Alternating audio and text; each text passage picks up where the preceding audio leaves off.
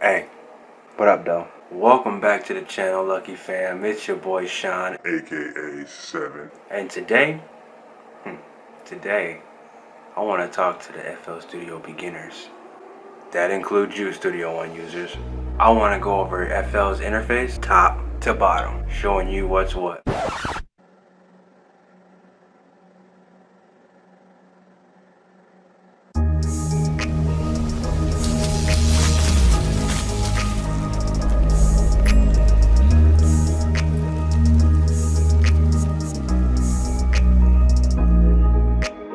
So that happened. In this video, we're going to be going over the 5 immediate interfaces in FL Studios. The toolbar panel, the channel rack, the playlist, the browser, and the mixer. Let's get on with it, yeah? First off, we have the toolbar panels. Here you'll find your menu bar, which provides access to the main menus of FL Studio, your tool and hint bar, which shows the name of your current project and gives useful information about any controls that is moused over, volume and pitch controls for the main volume and pitch of your project, transport and recording controls, which contains controls for playing, recording, and setting song tempo, your song position, your shortcut icons, which we'll get to in a little bit, your time panel, which displays the song time either in bars or real time, global snap panel, which affects the piano roll, playlist, and event editor, your pattern panel, which manages your patterns, your output panel, which contains controls for monitoring the audio output of FL Studio, your CPU and memory panel that displays the CPU, polyphony, and memory usage of the project, and then your online panel, which has online news feed displaying news and announcements from ImageLine, as well as the content library, which will bring you to FL's samples, loops, and presets page. But we can't forget about them shortcuts. And now circling back around to the shortcut icons, we have your metronome, wait for input, recording count in, recording blend or overdub, recording loop, typing keyboard to piano keyboard,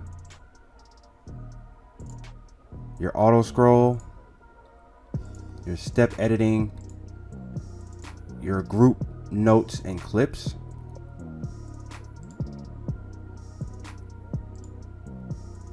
and your multi-link controller. Over on this side we have your view playlist, your view piano roll, your view channel rack, view mixer, view browser, open project picker, open plugin picker, your tempo tapper, your touch controller, and an FL shop. Moving up, we have undo redo, your audio editor, your one-click audio recording, your help and about, save, render, view project info. And this is your content library that I referred to earlier. Channel rack time. Moving on to your channel rack, we have your drop down menu, we have your looping controls, we have your channel filter, we have your resize button, we have your global swing, your pattern length, your graph editor and step sequencer, or excuse me, step/piano roll view,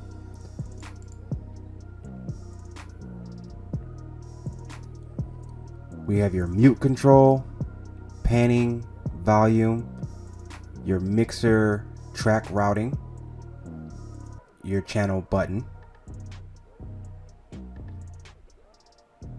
your channel selector, You have your piano roll preview and your step sequencer and your add channel. If you have a red channel button, this means the samples or instruments used for that channel cannot be found.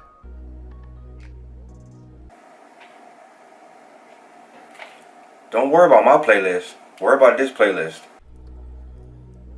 Next, we have your playlist. We have your drop-down menu, your playlist snap, your toolbar, which consists of draw mode, paint mode, delete, mute, slip tool, slice, select, zoom, and play selected. We have your arrangements. We have your clip source.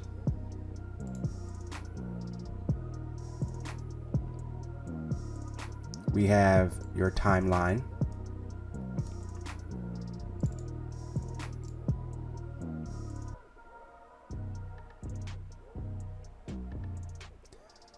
We have your zoom and horizontal scroll bar. We have your vertical scroll bar. We have your height tracker. We have your clip focus, which swaps between audio clips, automation clips, and pattern clips. And lastly, we have your picker panel, which houses all your clips based on the clip source.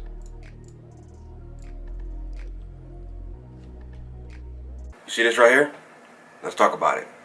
Up next, we have your file browser, which provides access to projects, samples, preset libraries, and your VST plugins.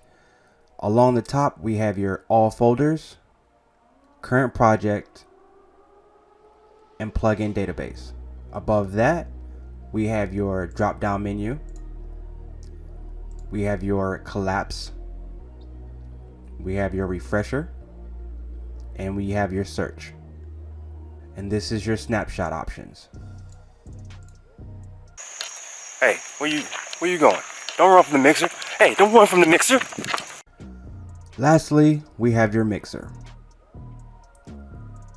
We have your drop-down menu, your multi-touch control, your waveform views,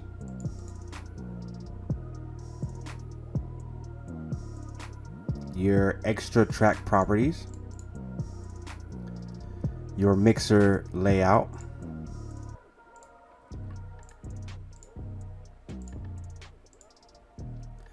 your meter for your selected track, your mute control, panning, level fader,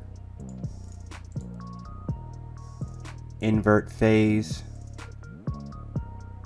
stereo swapping, stereo separation, your enable, disable all effects on selected track,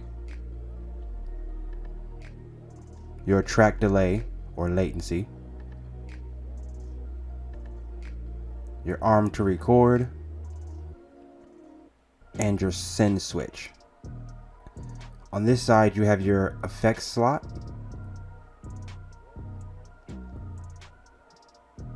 you have your audio input source, your input latency, pre-post input recording, your effects wet level, your effects muting or disable, your track properties and inspector. All this has to do with EQing without using a effect slot. Your PDC or plugin delay compensation, which is tied to this.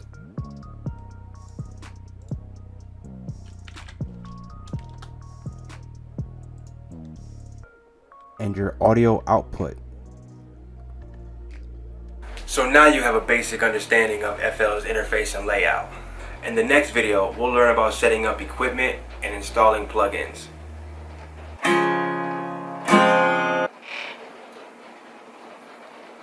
Thank you for watching the video. If you've made it this far, I really appreciate you. Each video I put out, I strive to be a little bit better with quality and content. I hope you all enjoy the rest of your day and stay lucky.